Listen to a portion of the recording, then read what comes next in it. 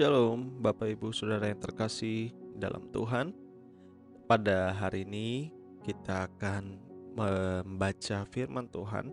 Namun sebelum kita membaca firman Tuhan dan merenungkannya, baiknya kita berdoa terlebih dahulu. Mari kita bersatu dalam doa. Tuhan Yesus, terima kasih untuk hari ini.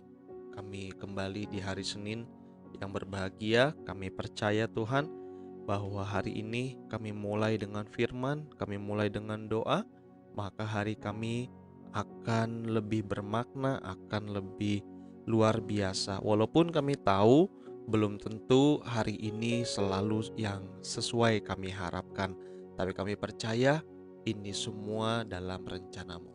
Terima kasih ya Tuhan, berbicaralah bagi kami di dalam nama Tuhan Yesus. Haleluya. Amin. Pada Matius 5 ayat yang ke-18, Yesus pernah berkata, "Aku berkata kepadamu, sesungguhnya selama belum lenyap langit dan bumi ini, satu iota atau satu titik pun tidak akan ditiadakan dari hukum Taurat sebelum semuanya terjadi." Sejarah mencatat bahwa alas kaki yang sekarang ini muncul dalam berbagai bentuk, bahan, model maupun warna. Itu bermula dari sendal. Pada tahun 1000, orang Amerika Utara memakai sendal yang terbuat dari serat yucca yang mirip dengan rosella untuk membuat karung goni. Serat yucca ini dianyam dengan pola mirip membuat ketupat. Agar kuat, dipasang dua tali yang terbuat dari bahan yang sama. Sandal ala kadarnya ini dipakai orang sampai tahun 1300-an. Sekitar 100 tahun kemudian di Jerman muncul sepatu yang terbuat dari besi. Melihat ujungnya yang panjang dan runcing, bisa dipastikan bahwa sepatu ini dibuat khusus untuk berperang atau bertanding. Kemudian tahun 1600, penduduk Venice di Italia mengenakan sandal dengan sol yang tinggi. Kadang-kadang sampai setinggi 15 cm. Uniknya, hak sandal itu terletak di bagian depan supaya pemakainya tidak terjengkang. Hak sandal dibuat sedikit lebih lebar. Sekitar abad 18 kemudian, di India pernah muncul sandal bakyak yang terbuat dari kayu. Alasnya dilapisi perak, diukir indah. Tampaknya memang sendal ini khusus dibuat untuk kalangan atas karena pengait ibu jari dan jari lainnya terbuat dari emas. Uniknya, sandal ini memiliki dua hak, yang satu di depan, yang satu di belakang, sehingga ini simetris. Kemudian di Turki muncul sandal yang agak mirip yang pernah ada di India. Sandal ini terbuat dari kayu yang dihias dengan kulit hewan dan dicat dengan pola yang mencolok. Sandal ini juga mempunyai dua hak. Bedanya, haknya bisa mencapai 25 cm. Hak yang tinggi ini diperlukan saat itu agar kaki tidak kotor oleh debu. Kemudian pada tahun 1896 di Eropa pernah muncul sepatu boot yang salah satu bahannya adalah emas. Agar terlihat indah, kancing sepatu itu terbuat dari sutra hijau. Kemudian di era 1970-an, dunia disemarakkan dengan sepatu dengan sol dan hak yang tinggi. Model ini berasal dari Italia. Saat ini, sandal dan sepatu dibuat dalam ribuan model, bahan dan warna. Namun, sekalipun sandal dan sepatu mengalami perkembangan yang luar biasa dalam 1000 tahun terakhir, fungsinya tetap sama, yaitu melindungi kaki Bapak Ibu Saudara untuk membuat kakinya aman dan nyaman ketika berjalan. Nah, Alkitab dengan berita Injil telah berumur ribuan tahun, bahkan lebih lama daripada sepatu maupun sendal. Sebab itu beberapa orang menganggap Alkitab ini sudah kuno dan berita dalam Alkitab ini ketinggalan zaman. Bahkan seorang filsuf ateis bernama Voltaire abad ke-17, dia pernah ramalkan bahwa dalam 25 tahun semenjak ia berbicara, Alkitab tidak akan dibaca oleh orang-orang lagi. Namun, sekalipun sudah berumur ribuan tahun, Alkitab tetap relevan karena mengandung berita yang memberi jawaban untuk problem manusia sepanjang zaman. Apa saja problem itu? Yaitu problem dosa, problem kerusakan moral yang tidak mampu diatasi oleh kekuatan manusia itu sendiri.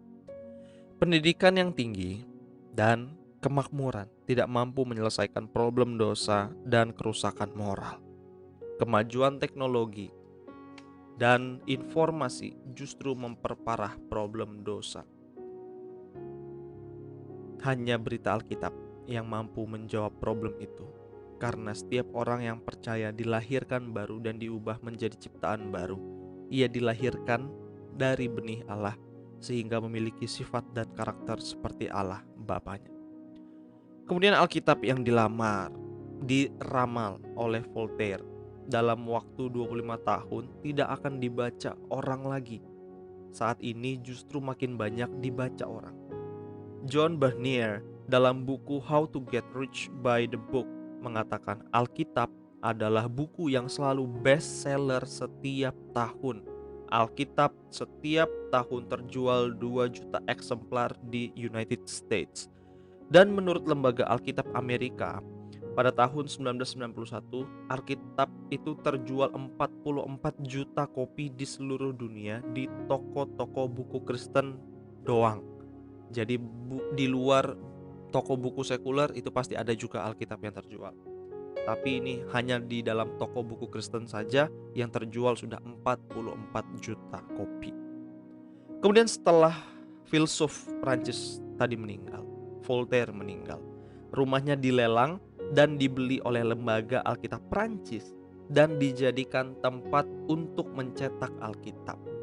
Rumah seorang ateis yang meramalkan bahwa Alkitab tidak akan dibaca orang dalam waktu 25 tahun lagi justru dipakai untuk mencetak Alkitab. Apa yang orang katakan hari ini tentang Alkitab kuno, basi, dan sudah out of date, udah ketinggalan zaman, tapi firman Tuhan berkata, sampai sebelum nanti kesudahannya, satu titik, satu iota pun dari perkataan Tuhan tidak akan pernah gagal dan tidak pernah musnah.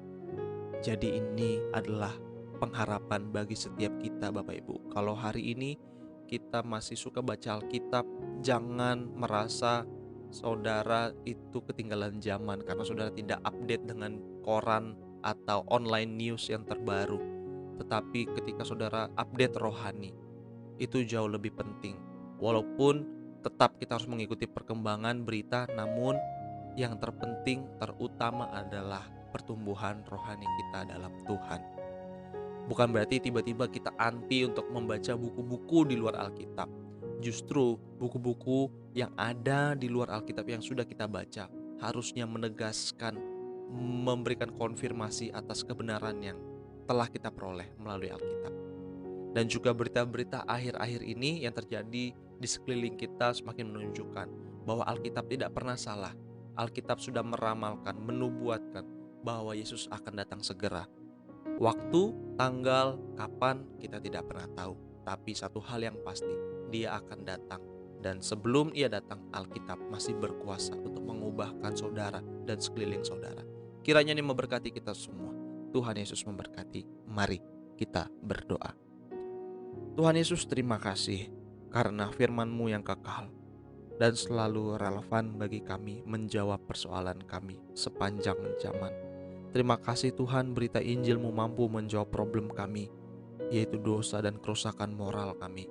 Biarlah Tuhan, kami hari ini diperbaharui kembali, dibuat percaya kembali, di-refresh kembali, supaya kami tidak merasa letih atau lesu ketika berulang-ulang membaca kitab, pasal, ayat yang sama dalam setiap tahunnya.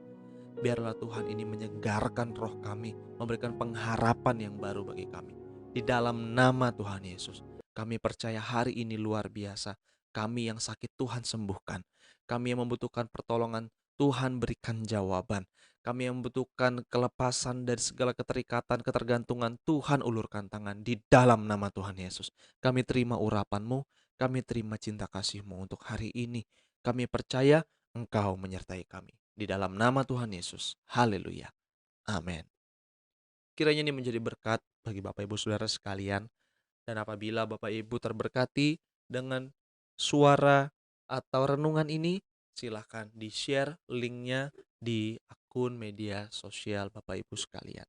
Kiranya ini memberkati bagi kita semua. Sampai berjumpa esok hari bersama saya, Jonathan Gultom, dalam Doa Pagi Mendengar Kabar Baik. Haleluya.